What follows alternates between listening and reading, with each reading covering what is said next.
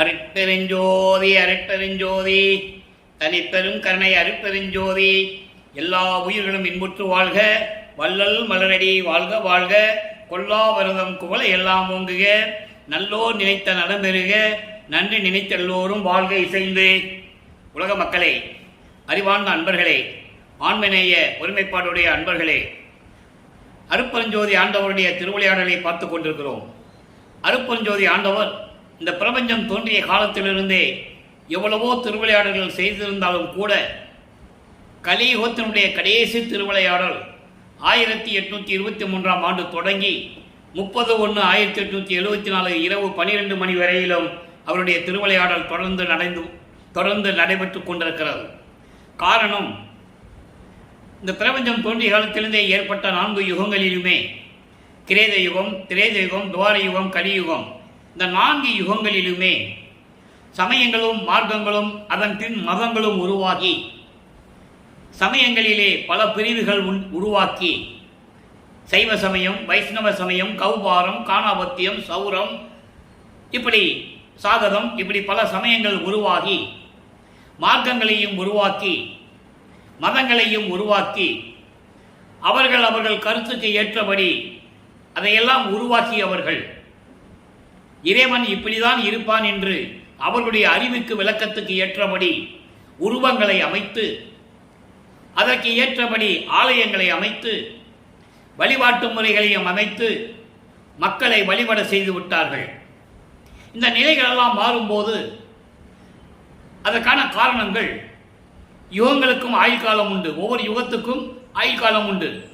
கிரேத யுகம், திரேத யுகம், துவாபர யுகம், கலியுகம். கலியுகம் முடிந்து விட்டது, 1900 ஆண்டுகளிலே முடிந்து விட்டது என்பதை நமது இறைவன் வல்லற்பமான் அவர்கள் தெளிவுபட நமக்கு அருளி இருக்கிறார்கள். அப்ப அந்த யுகங்களெல்லாம் ஆயுள் காலம் முடிந்த பிறகு இந்த சமயங்களும் மதங்களும் மார்க்கங்களுடைய ஆயுள் காலம் முடிவடைந்து விடும். அதன் பிறகு இந்த உலக மக்களுக்கென்று ஒரு ஆன்மீக மார்க்கம் தேவை. அந்த ஆன்மீக மார்க்கம் சுத்தமாக இருக்க வேண்டும் மட்டுமல்லாமல் சமரசமாகவும் இருக்க வேண்டும். உலக மக்கள் வேறுபாடின்றி, முரண்பாடு இன்றி, சமநிலையில் இருந்து கொண்டு ஒத்த கருத்தோடு உலக மக்கள் வாழ வேண்டும் என்பதற்காக அந்த உலக மக்கள் எல்லாம் அந்த ஆன்மீக மார்க்கத்தில் இருந்து கொண்டு தங்களுடைய இன்பங்களையும் இல்லற வாழ்க்கையையும் சுகமாக வாழ வேண்டும் என்பதற்காக சுத்த சன்மார்க்கத்தை அருட்பெருஞ்சோதி ஆண்டவர் உருவாக்கி அதை தன் மகன் கையில், தனது செல்வ பிள்ளையாகிய நமது பிள்ளை பெருமானவர்கள் கையில் ஒப்படைத்து உலக மக்களை எல்லாம் சன்மார்க்கத்தில் சேர்க்க வேண்டும் என்பதற்காகவே ஒரு தாயின் வழியாக இந்த பூலோகிற்கு வருவிக்க செய்தார் அருட்பெருஞ்சோதி ஆண்டவர். அது நடந்த இடம் மருதூர் என்ற ஒரு கிராமம். ராமையா பிள்ளை சின்னையம்மையார் அவர்களுடைய மகனாக, அதாவது உலகியலிலே அவர்கள் மகனாக வர வேண்டும் என்பதற்காக. காரணம், அப்படி வந்தால்தான் சமயங்களிலும் மதங்களிலும் மார்க்கங்களையும் இருக்க செய்து, தன் மகனை இருக்க செய்து, அதில் ஈடுபட செய்து, உலக மக்களுக்கு தெரியப்படுத்தி, அதன் பிறகு இதெல்லாம் தேவையில்லை என்று தன் மகன் வாயாலே சொல்ல வைத்து, சுத்த சன்மார்க்கம்தான் உலக மக்களுக்கு தேவை என்ற நிலையை உலக மக்களுக்கு சொல்ல வேண்டும் என்பதற்காகத்தான் நமது பிள்ளை பெருமான் அவர்கள் வருவிக்க விட்டார் என்பதை நாம் திருவெட்பாவில் இருந்தே பார்த்துக் கொண்டிருக்கிறோம். அதற்கான ஆதாரங்கள் அருட்பெருஞ்சோதி அகவலிலே உண்டு. ஆன்ற சன்மார்க்கம் அணிபெற என்னை தான் ஈன்று அமுதளித்த இனிய நற்றாயே. உயர்ந்த நிலையில் இருக்கின்ற சுத்த சன்மார்க்கத்தை உலக மக்களிடம் சொல்லுவதற்காகத்தான் நான் அருட்பெருஞ்சோதி ஆண்டவரால், அவருடைய அருளால் நான் வருவிக்க விட்டேன் என்று சொல்லுவார். அகத்தை கருத்து புறத்தை வெளுத்திருந்த உலக அனைவரையும் சகத்தை திருத்தி எல்லாத்தையும் ஒன்னா சேர்க்கணும்னு சொல்றார். எல்லாரையும் ஒன்னா சேர்த்து அவருடைய அறியாமையை நீக்கி சன்மார்க்கத்தை அடைவித்திட அவரும் ஈகத்தை பரத்தை எல்லாம் பெற்று, அதாவது இகம் என்பது இந்த பூலோகம், பூலோகத்திலே எல்லா இன்பங்களையும் பெற வேண்டும், பெற்று மகிழ்ந்திட வேண்டும் என்பதற்காகவே, மகிழ்ந்திடுவதற்கென்றே என்னை உகத்தே என்பது இந்த கலியுகத்தில் வருவிக்க உற்றேன், இறைவன் வருவிக்க உற்றேன், அருளை பெற்றேனே. இறைவனால் இறைவனாகவே வருவிக்க விட்டேன் என்று கூறுவார். இதெல்லாம் சான்றுகள். ஆக இப்படியெல்லாம் வருவிக்க விட்ட பிறகு எப்படியெல்லாம் அருட்பெருஞ்சோதி ஆண்டவருடைய திருவிளையாடல் நடந்து கொண்டிருந்தது என்பதை திருவெட்பாவிலே 1ஆம் திருமுறையிலிருந்து 6ஆம் திருமுறை வரைக்கும் ஒவ்வொரு பாடலிலிருந்தும் ஒவ்வொரு பதிகத்திலிருந்தும் ஒவ்வொரு திருமுறையிலிருந்தும் அந்த விளக்கத்தை நாம் பார்த்து கொண்டிருக்கிறோம் என்பதை நீங்கள் புரிந்து கொள்ள வேண்டும். இப்படி நமது பிள்ளை பெருமானர்கள் வருவிக்க விட்ட பிறகு 1ஆம் ஆண்டிலிருந்து 8 ஆண்டுகள் வரைக்கும் எந்த விதமான அருளையும் தன் மகனுக்கு அவர் கொடுக்கவில்லை. நல்லா புரிஞ்சுக்கணும். ஒரு தாயின் கருவறையிலே இருக்கும்போது அங்கே எப்படி திருவிளையாடல் நடந்தது என்பதை தெளிவாக கூறியிருக்கிறார்கள். அதை நாம் பார்த்து விட்டோம். இருந்தாலும் சுருக்கமாக இன்றும் சொல்ல வேண்டிய கடமை இருக்கிறது. இன்றைக்கு புதிதாக பார்க்கின்றவர்களுக்கு அது தெரிய வேண்டுமல்லவா? கருவறையிலே இருக்கும்போது இந்த கருவறை இருட்டாகையே இருக்கிறதே என் தந்தையே என்று சொல்லும்போது அங்கே அருட்பெருஞ்சோதி ஆண்டவர் ஒளி காட்டுகிறார் தன் மகனுக்கு. அதை பார்த்து மகன் மகிழ்ந்து கொண்டிருக்கிறார். கருவறையிலே பசி என்று சொல்லும்போது தன் மகனுக்கு அருளமுதம் ஊட்டுகிறார். உடம்பு புழுக்கமாக இருக்கிறது என்று நினைக்கும் போது தென்றல் காற்று வீசுகிறார். இப்படியெல்லாம் கருவறையிலே இருக்கும்போது திருவிளையாடல் நடந்ததை பின்னாலே சுத்த சன்மார்க்கத்தை பெற்ற பிறகு நமது பிள்ளை பெருமானவர்கள் கூறுவார்கள். அதன் பிறகு 5 மாத குழந்தையிலே சிதம்பரத்திலே திருவிழாவிற்காக காமையப்பிள்ளையும் சின்னையாமையவர்களும் இந்த மகனை எடுத்துக்கொண்டு சொல்லும்போது நல்லா கவனிக்கணும். அழகா சொல்லுவார். தில்லை தலத்திடையே சிறு பருவத்திலே தில்லை தலத்திடையே திரை தூக்க தரிசித்த போது வேய்வகை மேல் காட்டாதே எந்தனக்கே வெளியாய் காட்டிய மெய் உறவாமை பொருளே என்று கூறுவார். எனக்கு மட்டும் அந்த திரையை விலைக்கு தரிசனத்தை காட்டும் போது நல்லா கவனிக்கணும். அதாவது உலகம் அங்க இருக்கிற மக்கள் நடராஜன் தான் இறைவன் சொல்லிட்டு வணங்கிட்டு இருக்காங்க. ஆனா இவர் பார்த்துக்கிட்டே இருக்கிறாரு, யாரை ஏமாத்துற. உடனே தன் மகனுக்கு எந்த விதமான அதாவது அணிகலன் அணியாமல் நகையெல்லாம் போட்டுக்கிட்டு பட்டாடை உடுத்திவிட்டு பூநூல் போட்டுக்கிட்டு இந்த நிலைகளெல்லாம் இல்லாமல் இறைவன் எப்படி இருப்பான் என்பதை அங்கே எனக்கு காட்டியவன் அருட்பெருஞ்சோதி ஆண்டவர் என் தந்தை என்று கூறுவார். அதான் சிதம்பர ரகசியம் வெளியாக காட்டியது, வெட்ட வெளியாக காட்டியது. இது ஒரு பக்கம் நடந்து முடிந்து விட்டது. அதன் பிறகு சென்னைக்கு வந்த பிறகு 1ஆம் ஆண்டிலிருந்து 8 ஆண்டுகளுக்குள் நமது பிள்ளை பெருமானவர்கள் 8 ஆண்டுகள் வரையிலும் எந்த விதமான அருளையும் பெற முடியவில்லை. நமது குழந்தை இறைவன் அவருடைய மனம் ஒரு நிலையில் இல்லாமல் தவித்துக் கொண்டிருக்கிறார். யாருடையும் பேசுவதற்கு விருப்பமில்லை. ஏன்னால் அவர் மனநிலை அப்படி இருக்கிறது. ஏதோ ஒரு நிலை அவருக்கு தெரிகிறது. அது மறைப்பு நிலையில் இருந்து கொண்டிருக்கிறது. அந்த நிலையில்தான் இவர் எந்த பள்ளிக்கூடத்துக்கும் பாடசாலைக்கும் செல்லவில்லை. யாரையும் ஆசிரியராக ஏற்றுக்கொண்டு கல்வி கற்கவில்லை.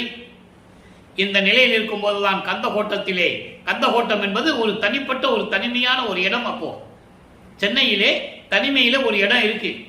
அங்க போன அமைதியா இருக்கலாம், ஆள் நடமாட்டம் இருக்காது அப்படின்னு சொல்லி கந்தகோட்டத்துக்கு போவதும், மாலை பொழுது வந்தவுடனே இரவு வீட்டுக்கு வருவதும், வீட்டிற்கு வந்தவுடனே அங்கே இருக்கின்றவர்கள் இவரை ஏசுவதும், ஏன் இப்படி இருந்து கொண்டிருக்கிறாய் என்று ஏளனமாக பேசுவதும், இதையெல்லாம் தாங்கிக் கொண்டிருக்கிறார். அப்போ அவர் மனநிலை வரைந்து கொண்டிருக்கிறது. இதுவரைக்கும் 1ஆம் எட்டிலே எந்த அருளையும் அவர் பெற முடியவில்லை. 1823ஆம் ஆண்டு தொடங்கிய திருவிளையாடல் 1874 வரைக்கும் 51 ஆண்டுகள் நடக்கிறது. இந்த 51 ஆண்டுகளை 8 பிரித்துக் கொண்டிருக்கிறார். 8 பிரித்து அருட்பெருஞ்சோதி ஆண்டவர் தன் மகனுக்கு அருளை கொடுத்துக் கொண்டிருக்கிறார். அந்த ஒவ்வொரு 8 ஆண்டுகளிலும் என்ன நடந்தது என்பதை தான் திருவெட்பாவிலிருந்தே பார்த்து கொண்டிருக்கிறோம். இப்போ திருவருள் முறையீடு 1ஆம் திருமுறை இதுவரை 176 பாடல்களை பார்த்திருக்கிறோம். மொத்தம் 232 பாடல்களை கொண்டது. ஒவ்வொரு பாடலிலும் அந்த சமயங்களும் மதங்களும் மார்க்கங்களும் சூழ்ந்திருந்த காலகட்டங்களில் நமது பிள்ளை பெருமான் வருவிக்க விட்டதனால் இறைவன் 9ஆவது ஆண்டிலே ஆட்கொண்ட பிறகு, மகனே முன்பருவம் பின்பருவம் காட்டி உனக்கு அருள் செய்வேன், இப்பொழுது ஞானத்தை பெறுவாயாக என்று சொல்லிவிட்டு மறைந்து விட்டார். அதன் பிறகு இவருக்கு ஞானம் பிறக்கிறது. இறைவனால் வருவிக்க உற்றவன் என்ற நிலை தெரிந்து விடுகிறது. வெளியே யாரிடமும் சொல்ல முடியாது. இந்த காலகட்டங்களில் அவர் எப்படி இறைவனிடம் முறையீடு செய்கிறார் என்பதை தான் பார்த்து கொண்டிருக்கிறோம். இப்போ வல்லற்பமான அவர்கள் 2வது எட்டில் இருந்து கொண்டிருக்கிறார். 9வது ஆண்டிலிருந்து 16 ஆண்டுகளுக்குள் என்ன நடந்தது? இப்போ இந்த முறையீடு பார்க்க போறோம். நல்லா கவனிங்க. ஒன்றே என்றால் கடவுள், இறைவன், ஒரே கடவுள். ஒன்றே என் ஆறுயிருக்கோர் உறவே எனக்கோர் அமுதே. நமது பிள்ளை பெருமானவர்கள் குழந்தை பருவத்தில் இருந்து கொண்டிருக்கிறார்கள் நமது இறைவன் வல்லற்பமானவர்கள். அப்போ சொல்றாரு, எனக்கோர் அமுதே நன்றே நல்லவனே, பல நன்மைகள் எல்லாம் செய்யக்கூடிய இறைவனே, முக்கண் உடைய நாயகமே, 3 கண்கள் உடைய இறைவனே, மிக்க நல குணக்குன்றே. நல குணக்குன்றே, என் குணம் கொண்ட இறைவன். ஏற்கனவே நான் பல விளக்கங்கள் அதுக்கு கொடுத்திருக்கிறேன். தன்பயத்தனாதல், தூய உடம்பினாதல், இயற்கை உணர்வினாதல், முற்றிலும் உணருதல், இயற்கையை நீக்குதல், பாசங்களை நீக்குதல், இயற்கையாகவே பாசங்களை நீக்குதல், முடிவில் ஆற்றல் உடைமை, பேரன்பில் உடைமை, வரம்பில் இன்ப உடைமை. இப்படி 8 குணங்கள் உண்டு இறைவனுக்கு. அதை சொல்லுகிறார். அப்போ அந்த காலகட்டங்களில் வல்லப்பெருமானவர்களுக்கு அருட்பெருஞ்சோதி தான் ஆண்டவர் என்று தெரியாது. சிவபெருமான் தான் இறைவன் என்ற நிலையில் இருந்து கொண்டிருக்கிறார். காரணம், சமயங்களும் மார்க்கங்களும் மதங்களும் அப்படிதான் கூறிக்கொண்டிருந்தன. வேதங்களும் ஆகங்களும் அப்படிதான் கூறிக்கொண்டிருந்தன. சிவபெருமான் தான் இறைவன் என்று கூறிக்கொண்டிருந்தன. அவன் சைவ சமயத்தை சேர்ந்த தலைவன். அருட்பெருஞ்சோதி ஆண்டவர் சாதியும் மதமும் சமயமையும் கடந்தவர் என்பதை சுத்த சன்மார்க்கத்தை பெற்ற பிறகுதான் வல்லற்பெருமான் கூறுவார்கள். சாதியும் மதமும் சமயமும் காண ஆதி அணையாம் அருட்பெருஞ்சோதி, சாதியும் மதமும் சமயமும் பொய்யென ஆதியில் உணர்த்திய அருட்பெருஞ்சோதி. இது அகவல்ல வரும். அப்போ இந்த நிலைகள் எல்லாம் இருக்கும்போது, இப்படி சமயங்களை சார்ந்து இருக்கும்போது சொல்லுகிறார். அப்போ அவர் திருநீர் பூசி கொண்டிருக்கிறார், உத்திராட்ச மாலையை போட்டுக் கொண்டிருக்கிறார். இப்படியெல்லாம் காலங்கள் கடந்து கொண்டிருக்கிறது.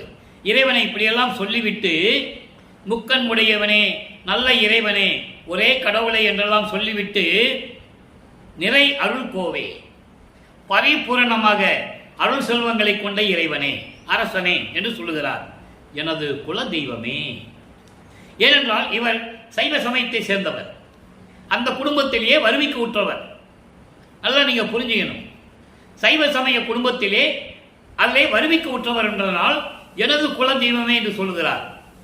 சுத்த சன்மார்க்கத்தை பெற்ற பிறகு சொல்லுவார், சுத்த சன்மார்க்கத்தின் தலைவனே என்று சொல்லுவார். அதுதான் என் குலம் என்று சொல்லுவார். அந்த வேறுபாடை இன்னைக்கு நீங்கள் உணரப் போகிறீர்கள். நல்லா கவனிச்சுட்டே வரணும், நல்லா கவனிக்கணும். இப்ப குல தெய்வமே சொல்லுகிறார் சிவபெருமானை. சுத்த சன்மார்க்கத்தை பெற்ற பிறகு எனது குல தெய்வமே என்று சொல்லுவார். அங்கே சுத்த சன்மார்க்கத்தின் தலைவனை, அருட்பெருஞ்சோதி ஆண்டவரை என்பதை இங்கே நான் பதிவு செய்ய கடமைப்பட்டிருக்கிறேன்.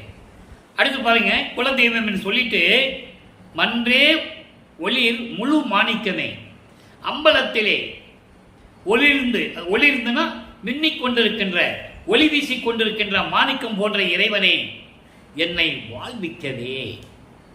எப்படி சொல்ற பாருங்க, என்னை வாழ்விக்கவே.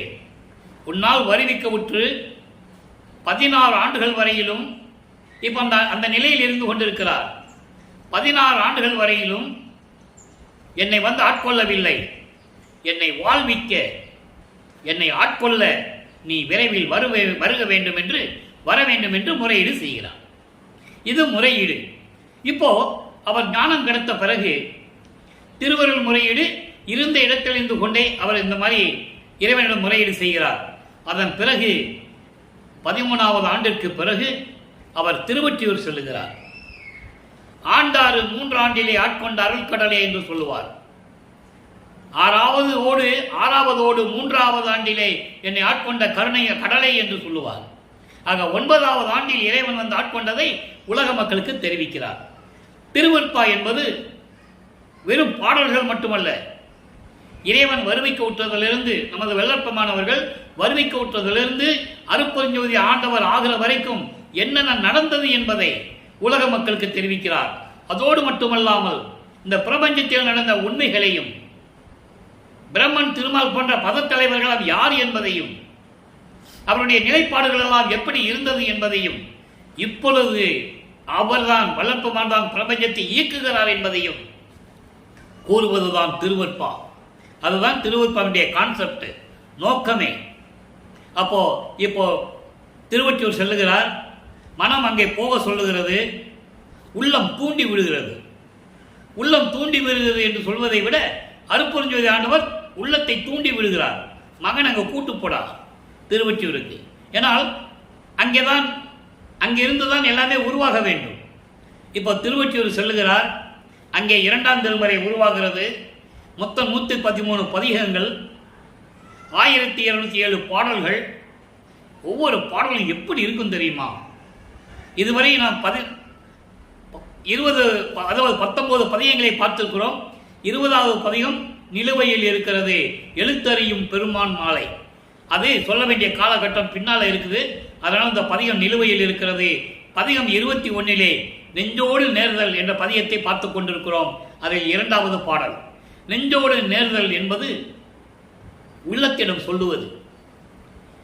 மனம் அலைபாய்ந்து கொண்டிருக்கிறது, அந்த உள்ளத்திடம் சொல்லுவது போல உலக மக்களுக்கு தெரிவிப்பது நெஞ்சோடு நேர்தல். இதை அப்படியே 6ஆம் திருமுறைக்கு வரும்போது தலைவி வருந்துவதை கூறுகிறார். தலைவி என்பது அவரை பெண்ணாக உருவகப்படுத்தி மனதிடம் எப்படி சொல்லுகிறார் என்பதை கூறுவார். அதை நம்ம பின்னால் பார்க்க போறோம். அதனால்தான் ஒவ்வொரு பாடலுக்கும் ஒரு தொடர்பு உண்டு என்று நான் சொல்லுவது. அதுதான் கனெக்டிவிட்டி. இந்த நெஞ்சோடு நேர்தலுக்கு தலைவி வருந்தல் என்ற பதியத்தினுடைய பொருள் பொருந்தி இருக்கும். இப்போ மனதிடம் என்ன சொல்லுகிறார்? அருமையான பாடல்கள் எல்லாம் உண்டு, நல்ல கவனிங்க. ஓடும் நெஞ்சமே ஒன்று கேட்டிடி நீ, நீடும் ஒற்றியூர் நிமலன், மூவர்கள் பாடும் எம் படம் பக்க நாதன் பால் நாடு. மனதிடம் சொல்லுகிறார்.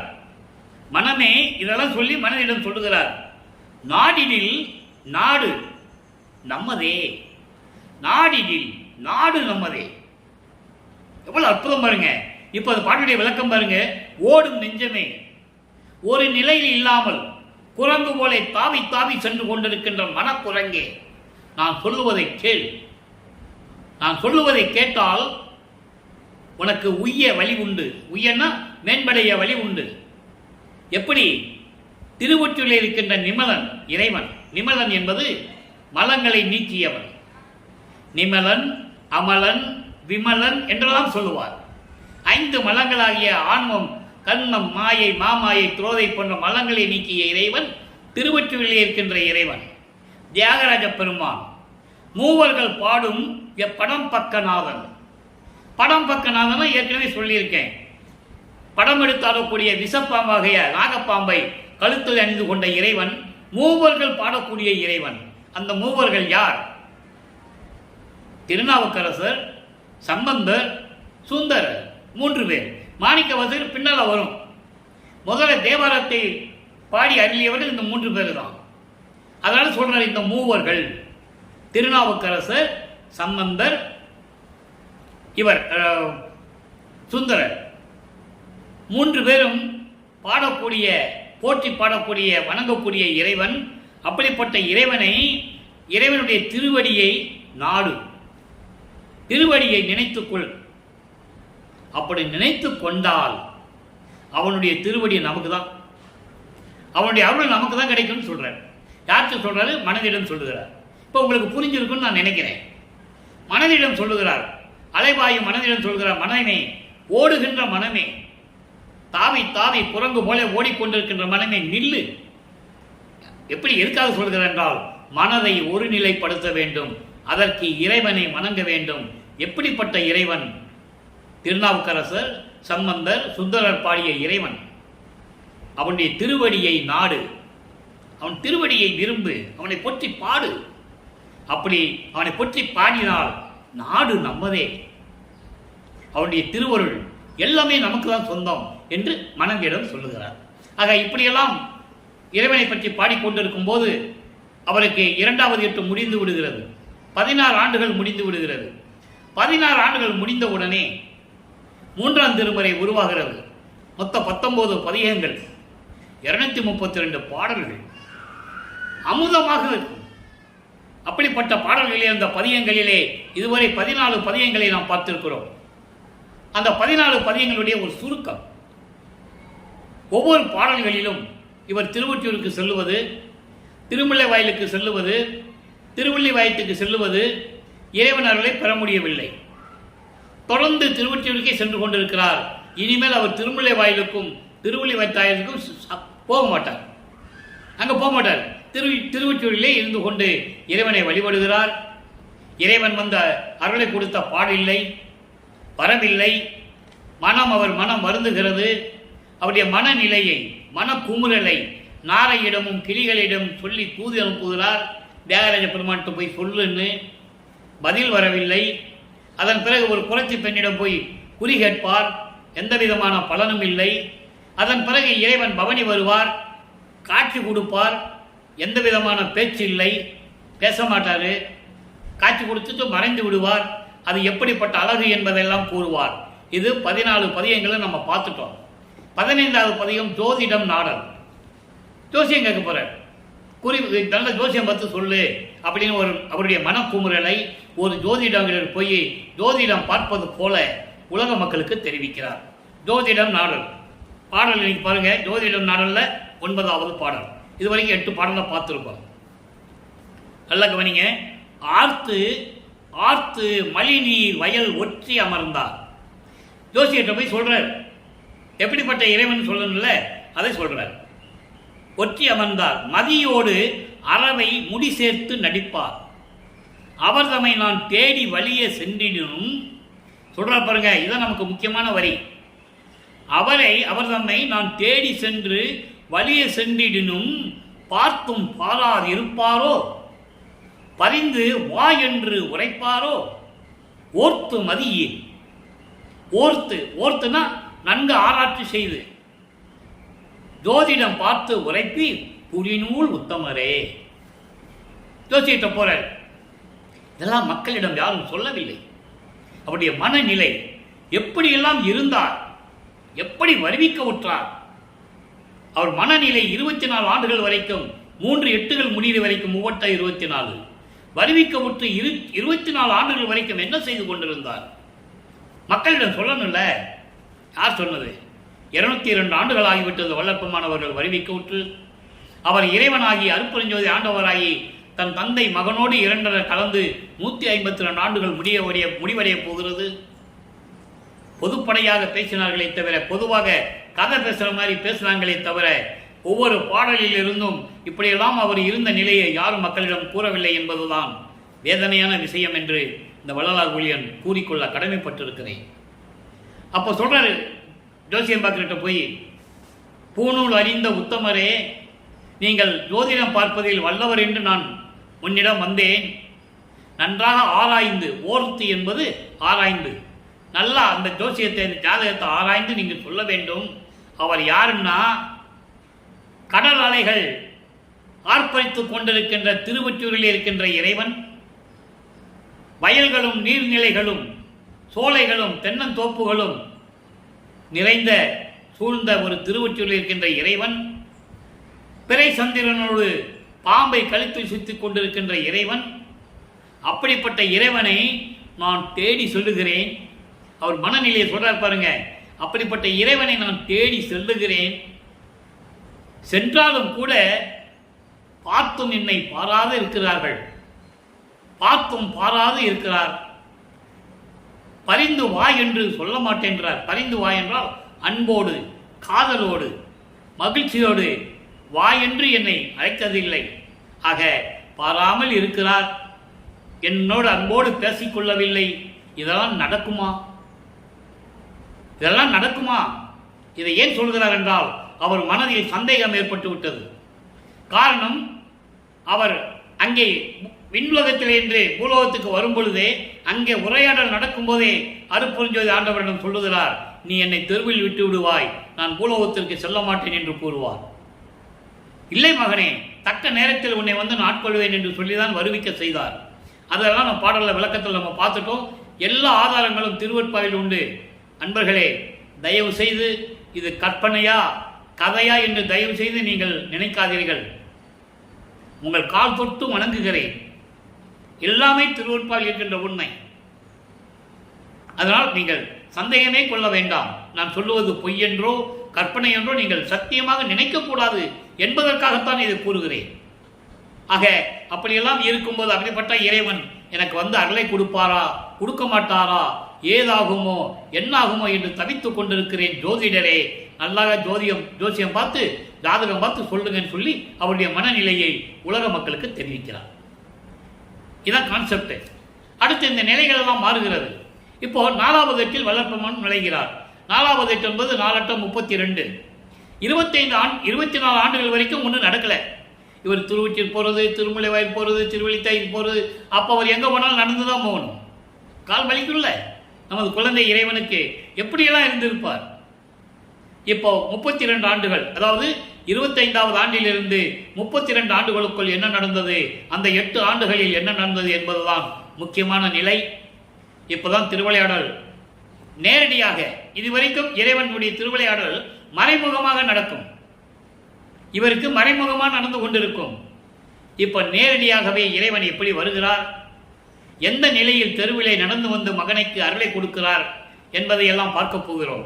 அதற்கு முன்னால் ஒரு திருவிளையாடல், அதாவது தனக்குடி அம்மையாருக்கு திருமாங்கல்யம் பூட்டி அந்த திருமணத்தின் போது வானவர்கள், அதாவது பிரம்மன் திருமால் ருத்திரனாய் எப்படி அவங்க வந்து உட்கார்ந்து இருந்தாங்க வாழ்த்துவதற்கு, எனது தந்தையும் தாயும் வரவில்லை என்று அவர் எப்படி மனம் ஏங்கியது, அருட்பெருஞ்சோதி ஆண்டவரும் சிவகாமி வள்ளியும் ஏன் வரவில்லை என்ற மனம் ஏங்கியது என்பதையும், அதன் பிறகு 2 குதிரை மாட்டின தேரிலே வந்து மணமக்களை வாழ்த்தியதும் எல்லாம் நம்ம பார்த்துட்டோம், விளக்கெல்லாம் பார்த்துட்டோம்.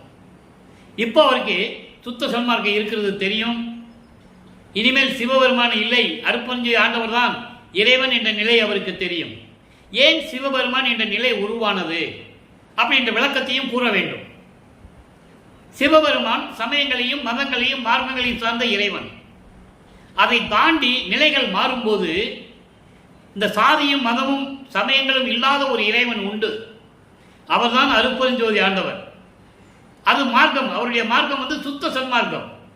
இந்த சைவ மார்க்கம், வைஷ்ணவ மார்க்கம், இந்த மார்க்கம்லாம் கிடையாது. இதெல்லாம் ஜாதிகளையும் மதங்களையும் அடிப்புகளையும் கொண்டு வந்தது.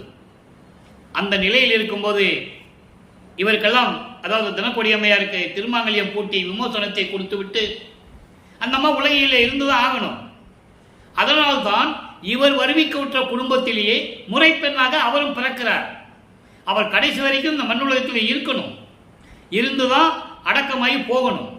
அது காலத்தின் கட்டாயம், இறைவனுடைய திருவிளையாடல். அதை நீங்க புரிஞ்சுக்கணும்.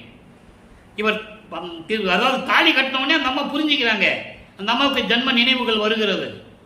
ஆஹா, இதுவரைக்கும் நம்ம அதை மாமா என்றுதான் நினைத்துக் கொண்டிருந்தோம், இறைவனாக இருக்கிறாரே என்று சொல்லிதான் அந்த குடும்பத்திலே சொல்லுகிறார். இவர் தனியாக புறப்பட்டு வரும்போது, வீட்டை விட்டு கிளம்பி வரும்போது அவரை ஒன்றும் நீங்கள் தடுக்க வேண்டாம், அவர் நிலை எனக்கு தெரிந்து விட்டது என்று கூறுகிறார். ஆக இப்படியெல்லாம் நிலைகள் மாறிய பிறகு இவர் உலகியல் பற்றை விட வேண்டும், மண்ணாசை பெண்ணாசை பொன்னாசை என்ற உலக விடயங்களை துறக்க வேண்டும். சரிய கிரிய யோகம் என்ற 12 நிலைகளை கடந்து விட்டால் அதையும் கடக்க வேண்டும். தத்துவங்கள், அந்தங்கள் இவற்றையெல்லாம் கடக்க வேண்டும். அப்போ இவர் என்ன பண்ணணும் அப்படின்னு உறுதியாக என்ன பண்றாரு, கதவை பூட்டி தாழ்பால் போட்டு வீட்டுக்குள்ள உட்கார்ந்துக்கிறார். இனிமே எங்கேயும் போக போறதில்லை, போதுண்டா சாமி, இது வரைக்கும் நாம் கஷ்டப்பட்டது என்று கூறுவார், பாடலிலே உண்டு.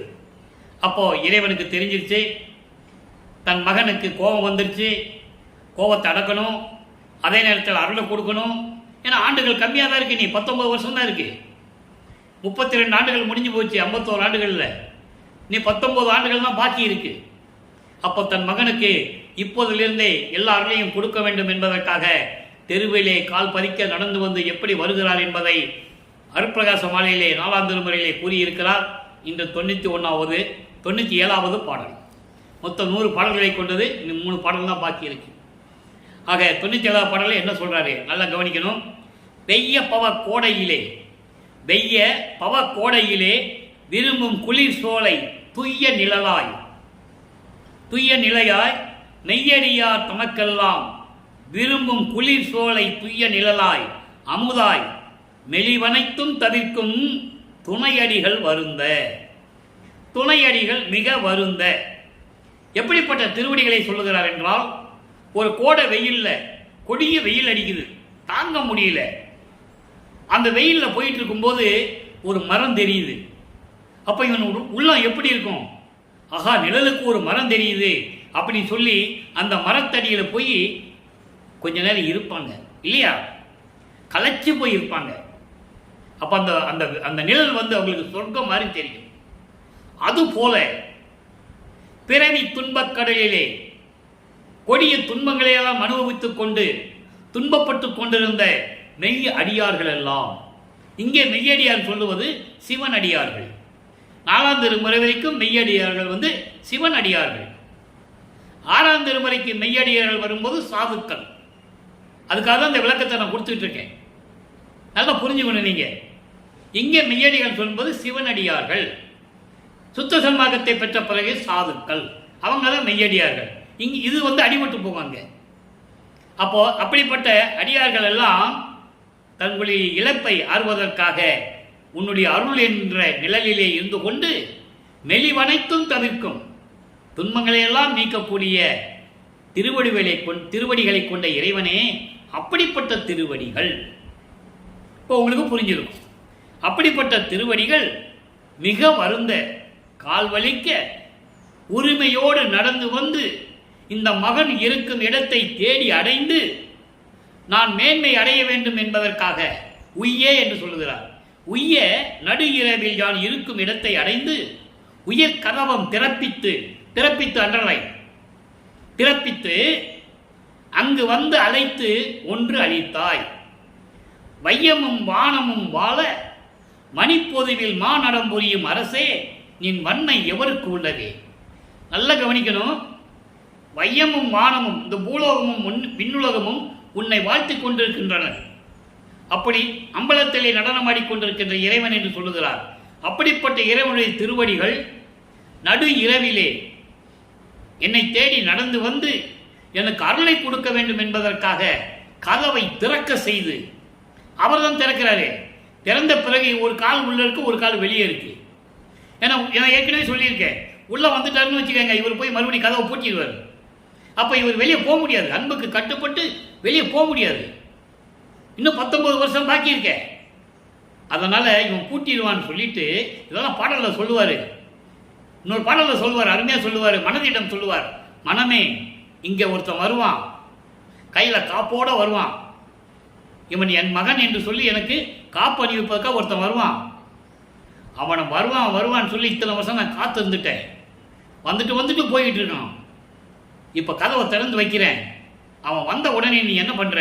பூட்டிடணும், ரெட்டத்தால் பால் போட்டுடணும், அவன் வெளியே விடக்கூடாதுன்னு சொல்லுவார்.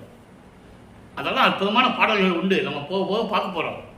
ஆக இந்த நிலையில் இருக்கும்போது அங்கே நின்று கொண்டு ஒரு காலை உள்ள வச்சு ஒரு காலை வெளியே வச்சு கதவை திறந்து வா மகனே என்று சொல்லி அருள் கொடையை ஒன்று கொடுத்தாய். அப்போ அருள் கொடையை கொடுத்தது சொல்லியாச்சு, இறைவனுடைய திருவிளையாடலையும் சொல்லியாச்சு. அதுக்கு அடுத்து சொல்றார் பாருங்க, வையமும் வானமும் வாழ மணிப்பொதுவில், பூலோகமும் விண்ணுலகமும் நல்லபடியாக வாழ வேண்டும், தலைக்க வேண்டும் என்பதற்காக அங்கே அருள்நடனம் செய்து கொண்டிருக்கின்ற இறைவனை என்று சொல்லுவார். ஆனால் 6ஆம் திருமுறை, அதாவது சுத்த சன்மார்க்கத்தை பெற்ற பிறகு அருட்பெருஞ்சோதி அகவலிலே சொல்லுவார், வையமும் வானமும் வாழ்த்திட எனக்கே அருள் ஐயறிவு அளித்த அருட்பெருஞ்சோதி. அப்படி படிக்கணும். அதை எனக்கு அருள் ஐயறிவு என்று படிக்கக்கூடாது. எனக்கு அருள் ஐயறிவு அளித்த அருட்பெருஞ்சோதி. அருள் ஐயறிவு என்பது கடவுள் அறிவு, கடவுள் அறிவு என்பது மெஞ்ஞான அறிவு. நல்லா கவனிக்கணும். சமயங்களிலும் மதங்களிலும் மார்க்கங்கள் இருக்கும்போது ஞானம் மட்டும்தான் பெற்றுக்கொண்டார், மெஞ்ஞானம் கிடையாது, சுத்த சன்மார்க்கம் கிடையாது. அவருக்கு திண்ணூர் பூசி கொண்டு இருந்தார், உத்திராட்ச மாலையெல்லாம் போட்டுக்கிட்டு இருந்தார். இதெல்லாம் கலட்டணும், எல்லாத்தையும் விடணும், திண்ணூர் பூசி விடணும், கலட்டணும். இதுக்கப்புறம் நம்ம பிரசாத மாலைன்னு ஒரு மாலையை பார்க்க போகிறோம். இந்த 3 பாட்டு முடிஞ்ச உடனே அற்புதமாக இருக்கும். எல்லாம் சொல்லிக்கிட்டு இருக்காங்கல்ல, வல்லப்பம்மன் அப்படிதான் இருந்தார், பூசிக்கிட்டு இருந்தார், திண்ணூர் பூசிக்கிட்டு இருந்தார், உத்திராட்ச போட்டுக்கிட்டு இருந்தார், எல்லாம் சொல்லிக்கிட்டு இருப்பாங்க. இருந்தார் தான், உண்மை தானே. அவரே சொல்கிறாரு, நான் இப்படி தான் இருந்தேன்னு. அதையெல்லாம் விட்டுட்டு வரும்போது இறைவன் என்னை விட சொன்னார், இனிமேல் இது உனக்கு தேவையில்லை மகன் என்று சொன்னாருன்னு சொல்லும்போது அதை மக்கள்கிட்ட சொல்லணும்ல. அது யாரும் சொல்லலை. அதான் விஷயம். அந்த மர்மத்தை மறைத்து விட்டார்கள், மண் மூடி புதைத்து விட்டார்கள். யார் மக்கள்கிட்ட சொல்லலை இது வரைக்கும். அதை நம்ம பார்க்க போகிறோம். அந்த அந்த பரிபூர்ணமான விளக்கம் நமக்கு கிடைச்சிருக்கு. அதை மக்களிடம் சொல்லி பரிபூர்ணமாக மனப்பூர்வமாக சந்தோஷப்பட்டு இருக்கோம். இப்போ அது இந்த நிலையை மாறிவிட்டதா? இப்போ எல்லாம் முடிஞ்சிடுச்சு.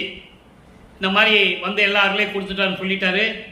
வையமும் மானமும் வாழ்த்திட எனக்கு ஐயரில் வலித்தாரு புரிஞ்சது, அது அகவல்ல சொல்லிட்டாரு. அதை நம்ம பின்னால் பார்க்க போகிறோம். இப்போ இந்த நிலைகள்லாம் மாறும்போது 6ஆம் திருமுறை உருவாகிறது. பாடலை கவனிங்க. இப்போ இதில் 2ஆம் திருமுறையை பார்த்தோம். நெஞ்சோடு கூறல் என்ற ஒரு பதியத்தை, நேர்தல் என்ற பதியத்தை பார்த்தோம். மனசிடம் என்ன சொல்றாரு? மனசு ஓடுகின்ற மனசே, மனமே உள்ளமே நில்லு, இறைவனுடைய திருவடியை நாடு. இருவடி திருவடி அதுக்கப்புறம் நமக்கு தான் சொந்தம்னு சொல்லுவார்ல. இப்போ 6ஆம் திருமுறையிலே தலைவி வருந்தல். தலைவி வருந்தல் என்பது இவர் தன்னை தலைவியாகவும் இறைவனை தலைவனாகவும் வர்ணனை செய்து உலக மக்களுக்கு சொல்லுகிறார். எப்படியெல்லாம் மனம் வரிந்து கொண்டிருக்கிறார் என்பதை சொல்லுகிறார். இந்த மனம் வருந்துவது என்பது இவருடைய நிலையை ஆச்சரியப்பட்டு அதிசயப்பட்டு எல்லாமே இவரோட பேசாமல் இருக்கிறாங்க. யாருமே பேசுறது இல்லை. அந்த நிலையை வருந்துகிறார். காரணம், சிவகாமி வள்ளி தன் தாய்க்கு எந்த விதமான பதியமும் பாடவில்லை என்ற ஒரு நிலை உருவாகிறது. நம்ம பார்த்தோன்னே 4ஆம் திருமுறையில் ஆனந்தமாலை என்ற ஒரு பதியத்தை பார்க்க போகிறோம். அதாவது ஒரு உதாரணத்தை இங்கே சொல்ல கடமைப்பட்டிருக்கிறேன். காரணம், நான் திருவெட்பாவை பற்றி பேசும்போதோ அருட்பெருஞ்சோதி ஆண்டவர் வளர்ப்பமான பற்றி விளக்கங்களை கூறும்போது நான் யாரை பற்றியும் குறிப்பிட்டதில்லை. நீங்க பார்த்துக்கலாம். என் பதிவை நீங்க தொடர்ந்து பார்த்துவீங்கன்னு தெரிஞ்சிருக்கும். ஆனால் இதை சொல்ல வேண்டிய கடமை இருக்கிறது. ஞானசம்பந்தர், அதாவது சம்பந்தர், அதுக்கப்புறம் தான் ஞானசம்பந்தர் ஆனார். சம்பந்தன் 3 வயதிலே 3 ஆண்டுகளாக இருக்கும்போது அவருக்கெல்லாம் வயது உண்டு. வல்லப்பெருமானுக்கு வயது இல்லை. ஒவ்வொரு யுகத்திலேயே இருந்தவர். 3.5 வயதிலே அவர் ஞானம் பெறுவதற்காக சிவகாமி வள்ளி அம்மையார் அமுதப்பால் கொடுத்து ஞானத்தை கொடுக்கிறார். அப்போ அவர் பாடுகின்ற திறமையை பெறுகிறார். அது வரைக்கும் அவர் பாடலை. அப்போ அப்படியெல்லாம் பாடுகின்ற போது சிவபெருமானிடம், அப்போ அது சிவபெருமானிடம் சொல்லும்போது, உன்னை பற்றி அவன் பாடிக்கொண்டிருக்கிறான், என்னை பற்றி பாடுவதில்லையே என்று கூறும்போது அதுக்கான ஒரு பதியங்கள் உருவாகிறது அங்கே. அதே போன்று இங்கே சிவகாமி வள்ளி அருட்பெருஞ்சோதி ஆண்டவரும் சொல்லுகிறார், உங்க மகன் நீங்க பெற்று எடுத்தீங்களே, அந்த மகனை என்னை வளர்க்க சொன்னீங்களே, நான் வளர்த்தேனே, நான் வளர்த்திருந்தாலும் கூட என்னை பற்றி அவர் பாடியதே இல்லையே அவன் என்று கூறும்பொழுதுதான் ஆனந்த மாலை உருவாகிறது. அதை நம்ம பார்க்க போறோம். அப்படிப்பட்ட தாய் எப்படி வருந்துகிறார்கள் என்பதை இங்க சொல்லுவாரு. அதை நீங்க நல்லா புரிஞ்சுக்கணும். இந்த பாடலில் சொல்லுவாரு, தலைவி வருந்தல் என்ற பதியத்திலே 10 பாடலையும் சொல்லுவார். காரணம், பாடாமல் விட்டு விட்டவே நமது தாயை பற்றி என்று சொல்லும்போது அந்த வருத்தம் இருக்கும்போது இங்க கூறுகிறார். அதை நீங்க பார்க்க போறீங்க. அற்புதமான பாடல். அம்பலத்தே திருநடஞ்சை அடிமலர். எப்படிப்பட்ட திருவடிகள்! 4ஆம் திருமுறை வரைக்கும் அந்த திருவடிகளை பற்றி எப்படி சொல்றாரு, சரியா? இப்போ சுத்த சன்மார்க்கத்தை பெற்ற பிறகு திருவடியை எப்படி சொல்றாரு? இதான் கனெக்டிவிட்டி. 32 ஆண்டுகள் வரையிலும் வல்லப்பெருமானவர்கள் வரிவிக்க 32 ஆண்டுகள் வரையிலும் அவர் எந்த நிலையில் இருந்தார்? 33வது ஆண்டு தொடங்கி 41 ஆண்டுகளுக்குள் எப்படி இருக்கிறார்? அதான் 5வது ஆண்டு. 5வது 8, 8 40. இப்ப அந்த நிலைகள் எல்லாம் மாறி 6வது 8 இருந்து கொண்டிருக்கிறார். காரணம், 5வது 8 அவர் இருந்தது உறைவிடமாக கொண்டது கருங்குழி. கருங்குழியிலே 9 ஆண்டுகள் இருந்து விட்டார். இப்போ தர்மசாலையை நிறுவி வடலூரிலே இருந்து கொண்டிருக்கிறார் நமது பிள்ளை பெருமானவர்கள், நமது இறைவன். இப்போ 6வது 8 இருந்து கொண்டிருக்கிறார். 6 8 48.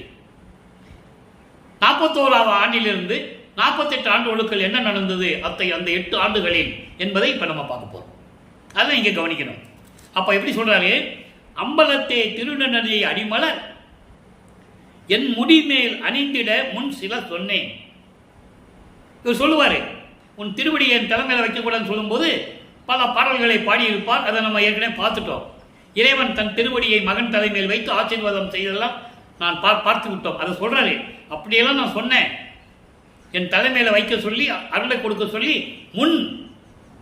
இதற்கு முன்னால் சில விஷயங்கள் நான் உங்ககிட்ட சொன்னேன். அதனால மட்டுமல்ல, ஏன் இவர் மேல கோபமா இருக்கிறான் சொல்றார். அதனால மட்டுமல்ல, எம்பலத்தே எம் இறைவன் என்னை மனம் புரிவான் என்று சொன்னேன். எம்பலத்தே இறைவன் என் மீது கொண்ட அன்பினால் என்னுடைய இறைவன் என்னை ஆட்கொள்ளுவார் என்று நான் சொன்னேன். உண்மையை தானே சொன்னேன். அவர் சொல்றாரு என்று சொன்னேன். எதனாலோ தெரியல, எதனாலோ எனக்கு தெரியல, வம்பு இசைத்தேன் என்று எனது பாங்கி பகையானால், மனம் பகையாயிடுச்சான். அங்க 2ஆம் திருமுறையில் என்ன சொன்னோம்? மனதை இவர் சொல்லுவாரு, மனமே எங்கேயும் ஓடாத, இறைவன் திருவடியை நாடுன்னு சொல்லுவாரு. இங்க என்ன சொல்றாரு? அப்படிப்பட்ட திருவடிகளை என் தலைமையில் வைத்து ஆசீர்வாதம் பண்ணு என்று நான் சொன்னது உண்மைதான். அது அவங்களுக்கு பிடிக்கல. நான் வம்பு சண்டைக்கு இழுக்கிறேன்னு சொல்லி எனது மனம், தோழியாகிய எனது மனம், பாங்கி தோழியை, மனதை தோழி என்று சொல்லுகிறார். மனம் பகையானால் மனம் என் பேச்சை கேட்க மாட்டேன்து. நல்லா புரிஞ்சுக்கணும். பகையானால் என்ன அர்த்தம்னா, என் மனம் என்னிடம் நான் சொல்லுவதை என் மனம் கேட்பதில்லை. அதோடு மட்டுமல்ல, வளர்த்து எடுத்த தனி தாயும் மலர்ந்து முகம் பாரால். சொல்லிட்டாரா? வளர்த்த தாய் சிவகாமி வள்ளி, பெற்றெடுத்த தாயார் அருப்பெருஞ்சோதி ஆண்டவர். நீயே என் தந்தை அருளுடையாய் என்னை நேர்ந்து பெற்ற தாயே என்று சொல்லுவார். எப்படி சொல்ற பாருங்க. ஆக அவர் பெற்றெடுத்த தாயா வளர்ப்பு தாய் சிவகாமி அம்மாள். ஏன்னா அவர் பெற்றெடுத்து சிவகாமி எல்லாம் வளர்க்க சொல்றாரு. பவளங்களாலும் மாணிக்கத்தாலும் தங்கத்தாலும் அலங்கரிக்கப்பட்ட தொட்டிலே எனது மகனை சீராட்டி பாராட்டி அருளமுதம் ஊட்டி நீ வளர்த்து கொடு என்று சொல்லுவார். பாடல் உண்டு, அதெல்லாம் நம்ம பார்த்துட்டோம். ஆக அப்படிப்பட்ட வளர்ப்பு தாயாகிய சிவகாமி வள்ளி கூட என் முகத்தை பார்ப்பதில்லை, முகமலர என்னுடன் பேசுவதில்லை. ஏனென்றால் நான் இப்படியெல்லாம் சொல்லிவிட்டேன். எப்படி என்னை ஆட்கொள்ளப் போகிறார், அவருடைய திருவடியை என் தலைமையில் வைத்து என்னை ஆசீர்வாதம் செய்ய போகிறார், எல்லாரையும் பெறப்போகிறேன் என்று நான் சொன்னதனால் இவர்கள் மனம் எனக்கு பகையாகிவிட்டது. வளர்ப்பு தாய் முகம் பார்த்து என்னிடம் பேசுவதில்லை. அதோடு மட்டுமல்ல, நிம்ம மரக்கனி,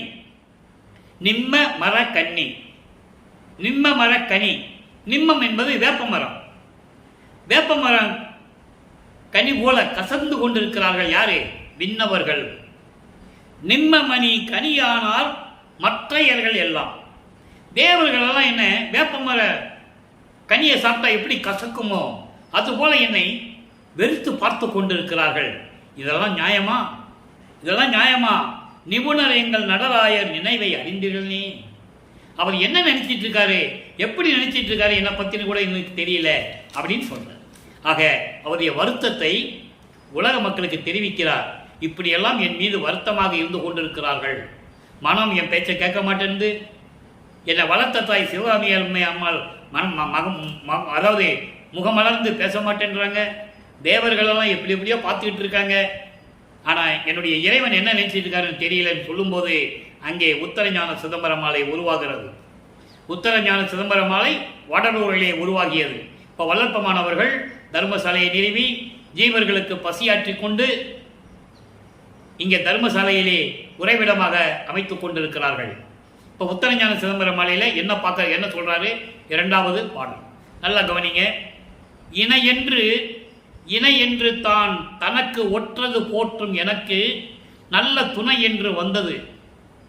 சுத்த சன்மார்க்கத்தில் தோய்ந்த என்னை அணையென்று அணைத்து கொண்டு ஐந்தொழில் ஈந்து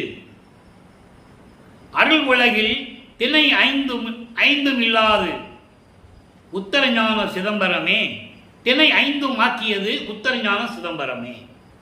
எவ்வளவு அற்புதமா சொல்ல பாருங்க. இப்போ 5 தொழில் எல்லாமே உனக்கு தான் மகனேன்னு அப்பா சொல்லியாச்சு. இன்னும் செயலாற்றல, இன்னும் நாட்கள் இருக்கு. அப்போ பிரம்மன், திருமால், ருத்திரன், மகேசன், சதாசிவம் செஞ்ச இந்த 5 தொழில்களையும் இவர் கையில் வச்சிட்டு இருக்காரு. அருட்பெருஞ்சோதி ஆண்டவர் தன் மகனுக்கு கொடுக்கணும். இன்னும் சதாசிவத்துக்கு முதல்ல பார்த்தவங்கெல்லாம் அவங்க ஆயுள் காலம் முடிஞ்சிருச்சு. சதாசிவத்துக்கு அந்த அருள் பவர், அந்த பவர் குறையிறதுக்கு இன்னும் ஆண்டுகள் இருக்கு. இன்னும் 3-4 ஆண்டுகள் இருக்கு. அந்த நிலையில சொல்றாரு, நல்லா கவனிங்க. அதாவது உனக்கு நிகர் நீதான் என்று போற்றி வணங்கும் எனக்கு உனக்கு நிகர் நீதான் என்று போற்றி வணங்கும் எனக்கு நல்ல துணையாக வந்தது எங்கே? உத்தரஞான சிதம்பரம். உத்தரஞான சிதம்பரம் என்பது வடலூர் பார்வதிபுரத்தில் இருக்கின்ற அந்த இடம் சத்திய தர்மசாலை. இன்னும் சபையை கட்டலை, நல்லா ஞாபகம் வச்சுக்கணும். தர்மசாலையில் தான் இருக்கிறார், சபையை கட்டலை. சபை எப்போ கட்டுறாரு? இங்கிருந்து அங்கே போகணும், வடலூருக்கு, அதாவது மேட்டுக்குப்பம் போகணும். மேட்டுக்குப்பம் போகணும், அதுக்கு பிறகு இங்கே சத்தியஞான கட்டுவார். நல்லா புரிஞ்சுக்கணும். அப்போ இந்த நிலையில் இருக்கும்போது எனக்குன்னு துணைன்னு வந்தது எங்க? தர்மசாலையில். அதுக்கப்புறம் எங்க? சுத்த சன்மார்க்கத்தில் தோய்ந்த எண்ணெய். சுத்த சன்மார்க்கத்தில் இருந்த எண்ணெய் அணை என்று அணைத்துக் கொண்டு தாய் உள்ளத்தோடு என்னை அனைத்து முத்தேகத்தையும் கொடுத்து ஐந்தொழிலையும் ஈந்து படைத்தல், காத்தல், அழித்தல், மறைத்தல் போன்ற 5 தொழிலையும் கொடுத்து அருள் உலகில் திணை 5மாக்கியது. திணை 5 என்பது குறிஞ்சி, முல்லை, மருதம், நெய்தல், பாலை. குறிஞ்சி என்பது மலையும் மலை சார்ந்த இடம். மருதம், முல்லை என்பது காடும் காடு சார்ந்த இடம். மருதம் என்பது வயலும் வயலில் சார்ந்த இடம். மலையிலிருந்து வர்றாரு, மலை, காடு, வயலும் வயல் சார்ந்த இடம் மருதம். நெய்தல் கடலும் கடல் சார்ந்த இடம். பாலைவனங்கள். இது எல்லாம் எங்க இருக்கு? உலகத்தில் இருக்கு. அப்போ இவர் பூலோகத்தில் இருக்கிறேன்னு சொல்றாரு. பூலோகத்தில் இருந்து கொண்டு எனக்கு எல்லா அருளையும் இருக்க செய்து சுத்த சன்மார்க்கத்தை கொடுத்து 5 தொழிலையும் கொடுத்து எனக்கு அருளியது உத்தரஞான சிதம்பரம். உத்தரஞான சிதம்பரம் என்பது வடலூர். இங்கே உத்தரஞான சிதம்பரம் என்பது அருட்பெருஞ்சோதி ஆண்டவர். அதை நீங்க நல்லா புரிஞ்சுக்கணும்.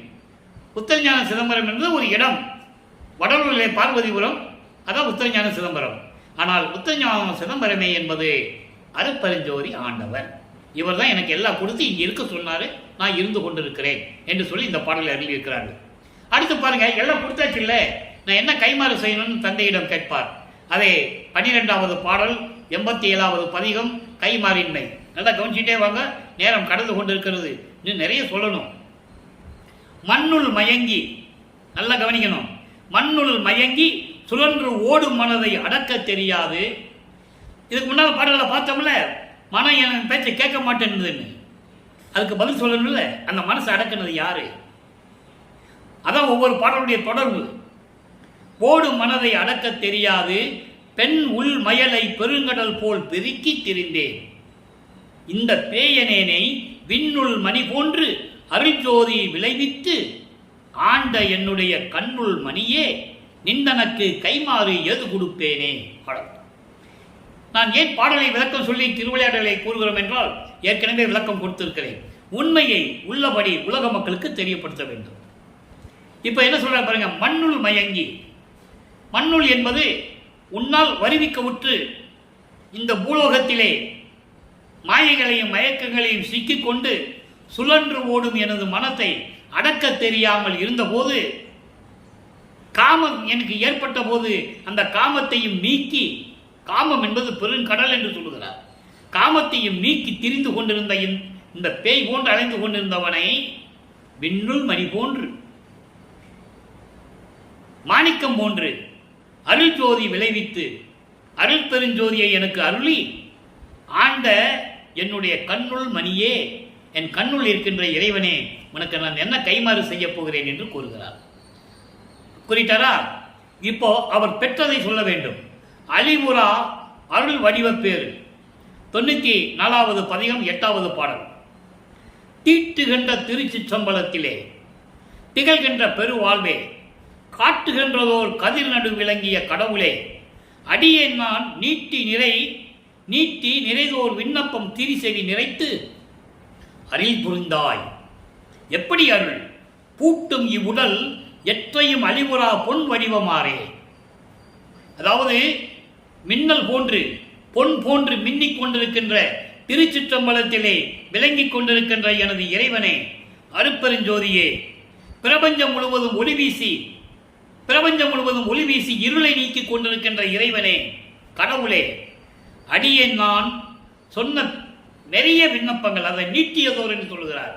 நீட்டியதோர்னா நிறைய விண்ணப்பங்கள் நான் செய்தேனே, அதையெல்லாம் உன் செவியில் கேட்டு எனக்கு அருள் செய்தாய். எப்படிப்பட்ட அருள்? பூட்டும் இவ்வுடல் உன்னாலே வருவிக்க உற்று இந்த உலக மக்களாலே மானிட பிறவியாக தெரிந்து கொண்டிருக்கிறேன் என்று சொன்னார்களே, அப்படிப்பட்ட இந்த மனித உடம்பை அழிவுறாத உடம்பாக்கி எனக்கு அருள் புரிந்தாயே என்று சொல்லுகிறார். அடுத்த பதிகம் 95 பேரருள் வாய்மையை வியத்தல், 8வது பாடல். இங்கே எப்படி திருவிளையாடல் நடந்தது? ஒவ்வொரு பதிகத்திலையும் ஒவ்வொரு பாடலையும் இறைவன் செய்த திருவிளையாடல்களையும் இவர் பெற்ற அருளையும் சொல்லிக் கொண்டிருக்கிறார். அதை நீங்க புரிஞ்சுக்கணும். இப்ப சொல்ற பாருங்க, என்னே என் மீது எம்பெருமான் கருணை இருந்த வண்ணம். இதெல்லாம் உலக மக்களுக்கு சொல்லணும் இல்ல, வருவிக்க விட்டதிலிருந்து எல்லாம் உலக மக்களுக்கு சொல்லிட்டு இருக்கிறாரு.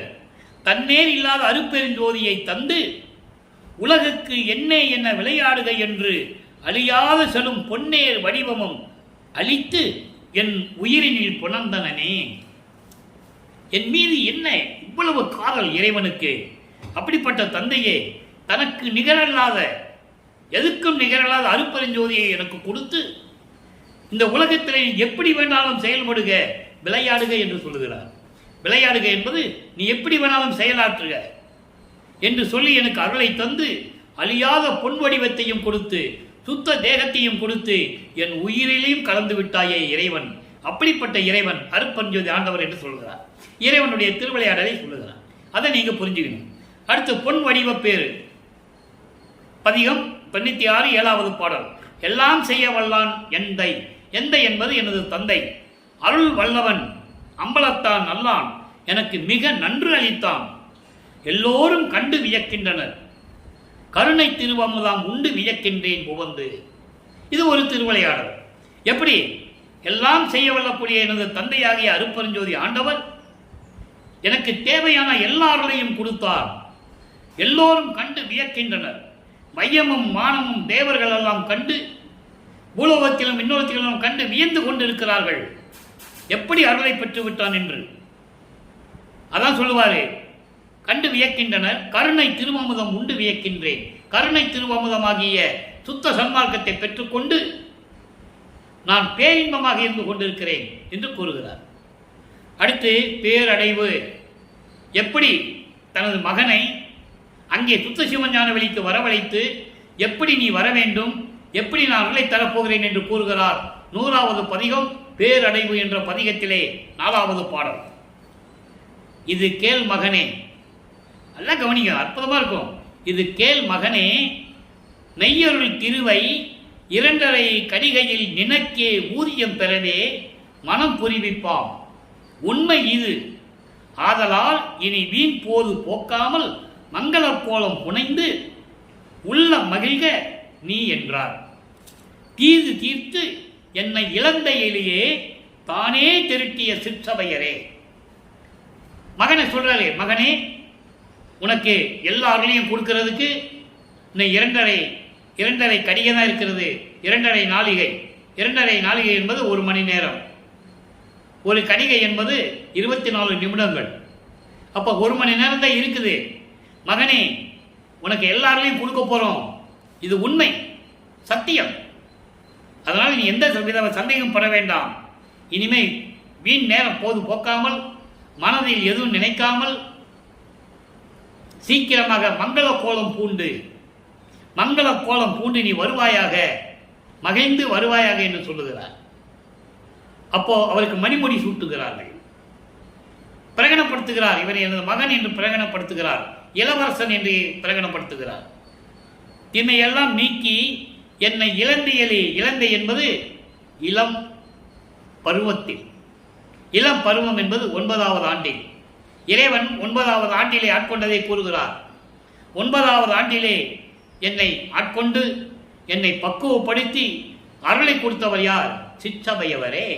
சிற்றபையில் இருக்கின்ற எனது அருப்பெருஞ்சோதி ஆண்டவர் என்று சொல்லுகிறார். அடுத்து உய்வகை கூறல். உலக மக்களுக்கு சொல்றாரு. அப்படி படிப்படியா வந்துட்டு இருக்கு. இதை உலக மக்களுக்கு சொல்லணும்.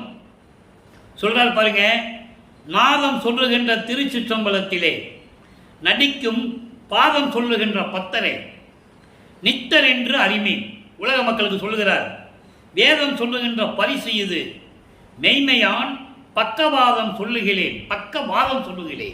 பக்கவாதம் என்பது ஒருதலை பட்சமாக நான் சொல்லவில்லை, நடுநின்று சொல்லுகின்றேன், மதித்தே. உலக மக்களே, உங்கள் மீது எனக்கு பற்று உண்டு. உலக மக்களே, உங்கள் மீது அன்பு உண்டு. உங்களுக்கு அருள வேண்டும் என்ற நினைப்பு எனக்கு உண்டு. அப்போ நீங்க என்ன பண்ணணும்? சுத்த சன்மார்க்கத்துக்கு வரணும். சுத்த சன்மார்க்கத்தில் இருக்கின்ற சாதுக்கள், சுத்த சன்மார்க்கத்தில் இருக்கின்ற சாதுக்கள் இறைவனுடைய அருளை பெற்றுக் கொண்டவர்கள் என்று நீங்கள் உலக மக்களை அறிந்து கொள்ளுங்கள்.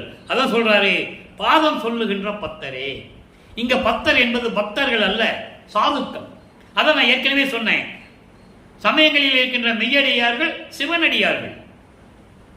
இங்கே மெய்யடியார் என்பது, பக்தர்கள் என்பது சாதுக்கள். சுத்த சன்மார்க்கத்தை சேர்ந்த சாதுக்கள் அன்பர்கள், சம்சாரிகள். சம்சாரிகள் இருக்கிறவரும் சுத்த சன்மார்க்கத்தில் இருக்கிறாங்க. சுத்த சன்மார்க்கத்தில் இருக்கின்றவர்களுக்கு தான் இறைவனுடைய அருள் கிடைக்கும். அவர்கள்தான் மரணமில்லா பேர்வாழ்வில் இருப்பார்கள் என்பதை உலக மக்களை நீங்கள் தெரிந்து கொள்ளுங்கள் என்று சொல்லுகிறார். நித்தர் என்று அறிவேன். நித்தர் என்பது அவர்களுக்கு மரணமில்லை என்பதை நீங்கள் தெரிந்து கொள்ளுங்கள் உலக மக்களே. இதெல்லாம் வேதங்களே சொல்லி இருக்கின்றன. மெய்மையான் பக்க நின்று பக்கவாதம் சொல்லுகிறேன். அதாவது என் தந்தை அருப்பஞ்சு ஆண்டவர் தான் உயர்ந்தவர், அவர் பக்கத்தில் நின்றுதான் போரபட்சமாக சொல்றேன் நீங்க நினைக்காதீங்க உலக மக்களே. சமரசமாக நின்று சொல்லுகிறேன், சுத்த சன்மார்க்கத்துக்கு வாருங்கள், சுத்த சன்மார்க்கத்தை பெற்றுக்கொண்டு மரணமில்லா பெருவாழ்வில் இருங்கள் என்று சொல்லுகிறார். அடுத்து தனித்திரளங்கள் என்ற ஒரு பதிகம், அதில் 111வது பாடம். உன்னை நான் விடமாட்டேன், உன் ஆணை எம்பெருமான் என்னை நீ விடமாட்டாய், இருவருமாய் மன்னி.